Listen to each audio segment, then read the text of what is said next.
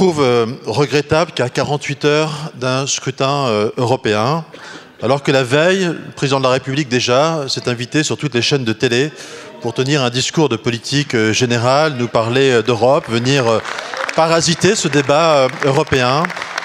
Notre Assemblée nationale participe finalement à cette confusion en recevant le président Zelensky. Cela n'enlève rien, évidemment, à notre soutien aux Ukrainiens, mais je crois sincèrement que notre Assemblée nationale aurait dû se tenir en dehors de ne pas participer à ce mouvement et qu'il est déplacé d'inviter à 48 heures d'un scrutin le président Zelensky à venir s'exprimer devant l'Assemblée. Ça fait plusieurs jours que nous sommes en contact avec le président Zelensky. Il est en France à l'occasion des commémorations des 80 ans du débarquement. Il a été invité par le président de la République. Effectivement, nous ne choisissons pas la date de commémoration du 80 ans du débarquement qui arrive le 6 juin, à 3 jours du scrutin des élections européennes.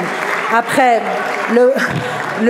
et vous savez bien que le scrutin a lieu le même jour dans tous les pays d'Europe. Moi, je suis très heureuse que l'Assemblée nationale puisse accueillir le président Zelensky, parce que de la même façon que nous ne choisissons pas le jour du débarquement, malheureusement, la guerre ne connaît pas d'interruption et la guerre continuera malheureusement le 6 juin, le 7 juin, le 8 juin, le 9 juin et les jours d'après, malheureusement, ce que nous ne souhaitons pas.